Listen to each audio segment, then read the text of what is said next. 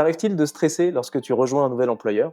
Si tu es account executive, tu es au bon endroit. Aujourd'hui, je vais t'expliquer comment réduire ton niveau d'anxiété lors de la phase d'onboarding à travers un outil qu'on appelle le 90 Days Plan. Alors, qu'est-ce qui fait que les commerciaux peuvent être inquiets ou sous pression lors de cette période d'onboarding? Eh bien, c'est tout simplement parce qu'ils viennent de signer leur contrat de travail. Ils sont donc en période d'essai et qui dit essai dit, je dirais, évaluation. Des deux côtés, du côté du commercial qui doit vérifier que l'opportunité correspond bien à ce qu'il avait imaginé, mais aussi du côté de l'employeur qui va mettre à l'épreuve la nouvelle recrue pour s'assurer qu'il ou elle a fait un bon recrutement. Donc forcément, l'enjeu est élevé, ce qui rajoute du stress et ce qui peut aussi rajouter une forme de pression parce qu'il va falloir apprendre une nouvelle offre. Il va falloir se familiariser avec de nouveaux outils, de nouveaux processus, il va falloir rencontrer de nouvelles équipes, se faire connaître, commencer à créer sa personal brand et appréhender en fait le terrain avec de nouveaux clients, de nouveaux prospects. Bref, c'est tout un nouveau contexte qui s'ouvre au commercial. Alors oui, on peut réduire ce niveau, je dirais, d'adaptation à des contextes complètement différents si on reste dans la même industrie, sur des postes relativement similaires, si on va chez des concurrents, bref, de ce qu'on vendait avant. Il est vrai que ça peut limiter en fait cette pression-là, mais pour la plupart du temps, eh bien, on redémarre à zéro, il faut tout recommencer, créer son pipeline, créer la relation avec le management. Donc c'est vrai que c'est un moment assez important et surtout si on veut valider sa période d'essai et être confirmé quand on veut un CDI, je dirais un peu plus sécurisant, on a envie de faire bonne impression. Donc c'est vrai qu'il y a pas mal de challenges à relever, notamment celui de structurer les actions. Qu'est-ce que on va bien pouvoir faire pendant les premières semaines jusqu'à, on va dire, les 3 premiers mois qu'on est en poste pour maximiser son impact et convaincre le plus tôt possible son employeur qu'il ou elle a fait le bon choix.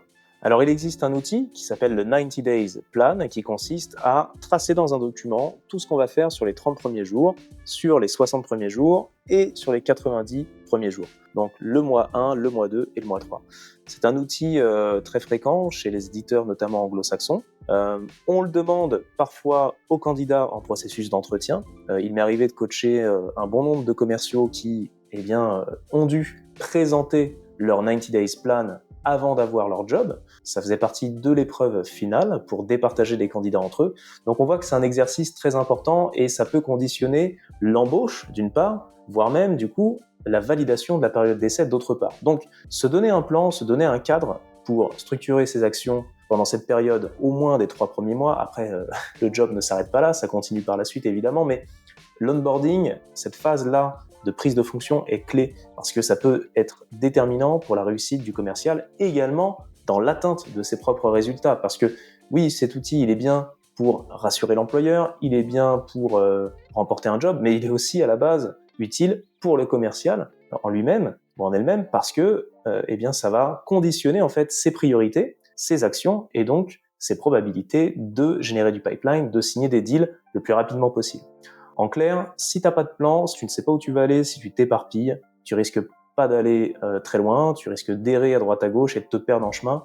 Et ça peut impacter même ton job en tant que tel, tu pourrais perdre ton job. Donc moi, ce que je t'invite à faire, c'est de structurer tes actions sur ce fameux plan. Et je vais pouvoir te donner quelques pistes dès maintenant pour que tu puisses te construire ton plan de façon efficace. Déjà, si on te demande de construire ce plan en phase d'entretien, essaie de choper un maximum d'informations parce que chaque poste, chaque culture d'entreprise, chaque mindset d'un manager à l'autre peuvent changer. Donc tu dois t'assurer déjà d'avoir un plan cohérent par rapport au type d'entreprise pour laquelle tu postules et au type de poste.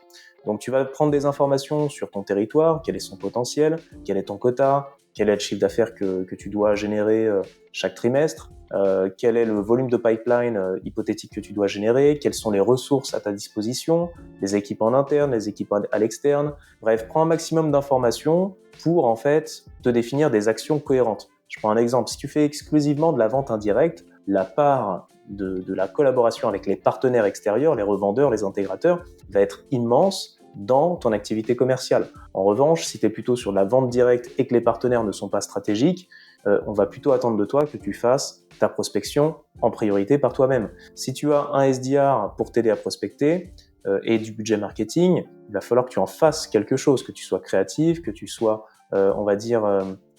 dans une démarche de leadership pour pouvoir fédérer ces ressources-là. En revanche, si tu es sur un poste où tu as très peu de ressources, j'exagère, un téléphone, un fichier Excel, et débrouille-toi comme ça, quoique c'est moins vrai maintenant de nos jours, heureusement, avec tous les outils qu'on a. Si tu es dans ce contexte-là, évidemment, tu vas pas avoir des actions qui demanderaient des efforts financiers du budget que tu n'auras pas. Okay, donc tu vas devoir tout simplement te donner des actions de prospection assez rapidement. Donc, il est important, avant de te définir un plan, de bien comprendre le contexte de ton nouveau job, dans lequel il s'inscrit, comment la vente se fait, quel est le cycle de vente type, pour ensuite définir les bonnes actions tout simplement.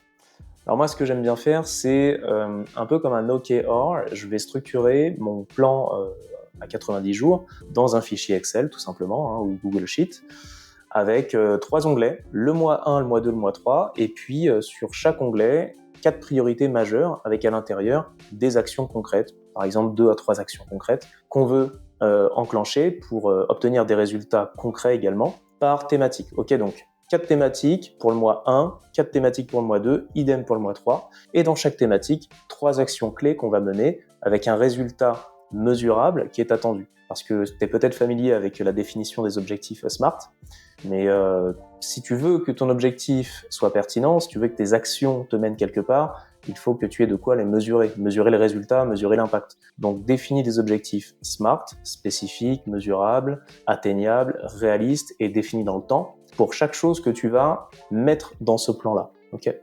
Donc ça, c'est le conseil que je voulais te donner. Pour rappel, définis ce plan selon le contexte dans lequel tu postules, culture d'entreprise, job, territoire, moyens à ta disposition. 2, structure-le dans un fichier qui te permettra de vérifier l'avancement de tes actions avec 3 onglets. Et 3, une fois que tu as fait ce plan, si tu es en phase d'entretien et qu'on ne te l'a pas demandé, mais que tu as commencé à travailler dessus tellement tu es motivé, n'hésite pas à en parler au recruteur en disant voilà, j'ai commencé à construire un plan, 30, 60, 90 jours, est-ce que je peux vous le présenter? Ça te fera marquer des points en plus par rapport aux autres candidats si le recruteur approuve ce style de démarche proactive et si c'est ce qu'il recherche. Si tu es déjà en poste et qu'on ne te l'a pas demandé, pareil, construis ton plan et tu le partages de façon proactive à ton manager pour qu'il puisse savoir en fait ce que tu fais depuis que tu es arrivé dans l'entreprise. Ça te servira en fait de socle de communication et ça, je dirais même que ça alimentera vos one-one, vos échanges vos réunions, hein, tous les deux avec ton management direct, N+1. Et bref, ça sera hyper constructif et ça te renforcera d'un point de vue personal brand, ça créera davantage de confiance. Toi, tu auras une direction, tu sauras quoi faire, où aller, et du coup, tu pourras vérifier si tu fais les bonnes actions ou pas. Je prends un exemple, si tu es sur un job chez une startup où on attend de toi que tu sois vite sur le terrain, que tu passes des appels, que tu prennes des rendez-vous, et que toi, dans ton plan, tu as plutôt défini que tu allais passer tout le mois en formation, il y aura un décalage. Et ça, le manager pourra le voir et te dire, écoute, là, tu vas pas dans la bonne direction, je vais me permettre de te proposer de rectifier ton plan sur les 30 premiers jours, je veux plutôt que tu viennes en shadow sur des meetings avec moi, je veux que tu passes des calls, je veux que tu t'entraînes à faire tes premières démos, mais sur le terrain. Voilà, donc adapte-toi en fait à ton contexte, ok ? Et ce document te permettra de le faire. Alors, si tu ne sais pas en fait comment structurer ton document, sache que j'en ai construit un. Je vais te proposer d'aller consulter cette ressource directement sur mon site pour que tu puisses le télécharger, t'en inspirer et puis réussir tout simplement tes nouvelles prises de poste pour que plus jamais tu ne sois dans des situations que je te souhaite pas, mais un peu tendues vis-à-vis de ton employeur, ou que tu traînes de la patte, ou que tu perds en motivation. Moi, ce que je t'offre, c'est plutôt d'être motivé, structuré, d'avoir un cadre, de t'y tenir, mais aussi de pouvoir l'adapter en fonction des circonstances. Et tu verras que tu auras beaucoup plus de résultats. Ça va maximiser, en fait, ta réussite au sein de ton nouvel employeur, rassurer ton nouvel employeur. Donc, c'est tout bénéfique pour toi. Donc, je t'invite à regarder ça dès maintenant dans le lien dans la description. En attendant, si tu as besoin que je t'accompagne de façon plus poussée dans tes entretiens ou dans ta prise de fonction à travers du coaching personnalisé ou même des formations que j'ai sur mon site, n'hésite pas à prendre contact avec moi. Je te mets également un lien pour prendre rendez-vous et je te souhaite une très bonne journée. À très bientôt sur selite.coach.